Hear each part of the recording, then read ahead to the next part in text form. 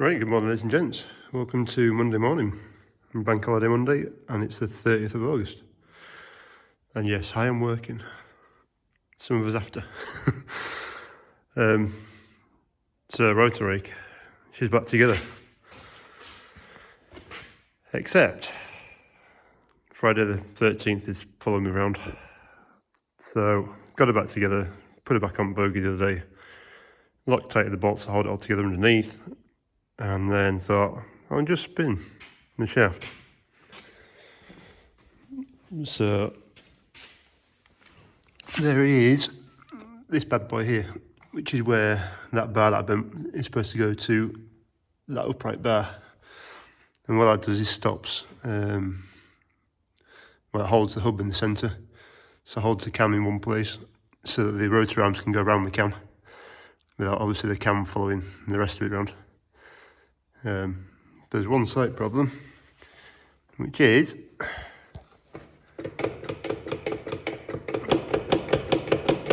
it's stuck. So if you look around, you'll see all these plates where the arms sit on are all slightly deflected each time. And then you get to here and you'll notice that that one's kind of pointing that way and that one's almost vertical. And then that one is back down again. So what's ended up happening is somewhere I managed to get probably the last one I put in. Right, we'll try that again since my phone decided to cut off.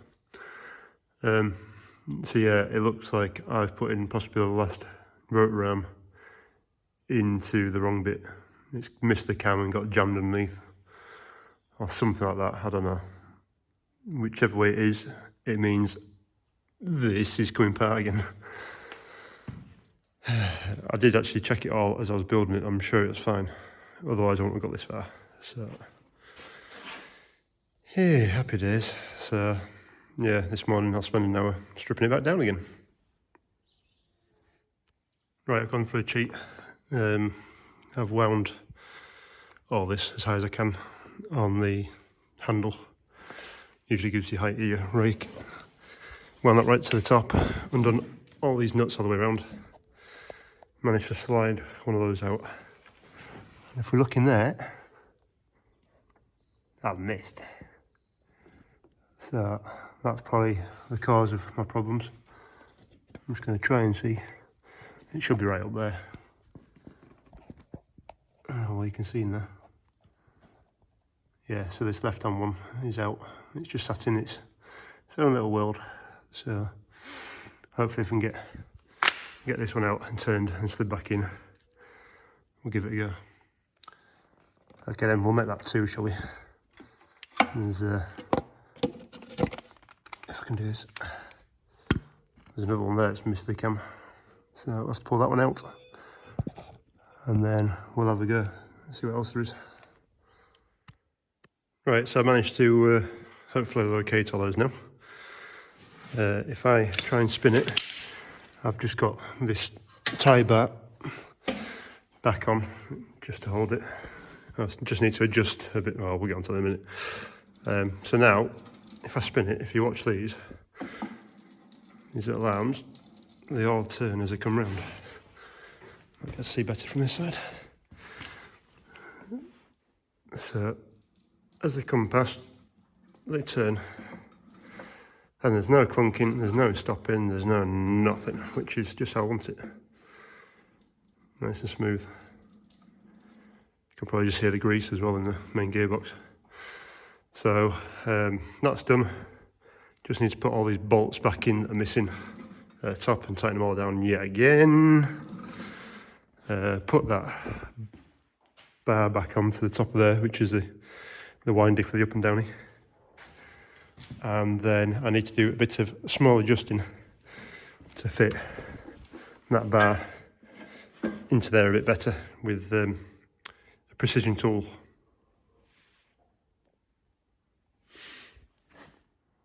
Right, we're getting close now. We're all back together. Ringer bolts are done up again. Double checked it again to make sure they're all turning, that's fine. Just put this bar on now. I was going to try and straighten out that bar, but if you look at it, if we angle it there, compared to that one, a bit of a difference. So just put onto that one, it shouldn't make any difference. As long as that is pointing pretty much forward, we should be all good. And there's a couple of holes there anyway to adjust it if you want to put it across. But yeah, all good really. I've got a flat tyre, but I'll do that in spring because there's all winter for it to go flat. So we'll drag it out, back out and pop that back on again. And drag it out and put it back on. We'll be all good. Right, so she's back together.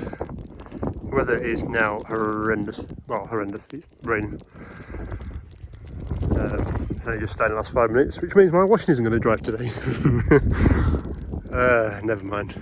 So, basically I'm done now. Put it back onto the main frame. There is a big bar that runs through the centre there. That which determines how far out this rotor comes. You can move it in or out. So if it goes into another hole, it pushes it further out. So you can get a bigger swath. And then on to the side, there's another bar here that just stops the rake kind of pivoting too far and gives it some limits. So that's about it. All I need to do now is put those arms back on, those away onto there, and then we're about done. What I'm going to do again is get some more grease on these. I couldn't find the copper slip, but put some more grease on to the arms so they slip off nicely. PTO shaft back on, and she is hopefully, can't cross anymore, she's done.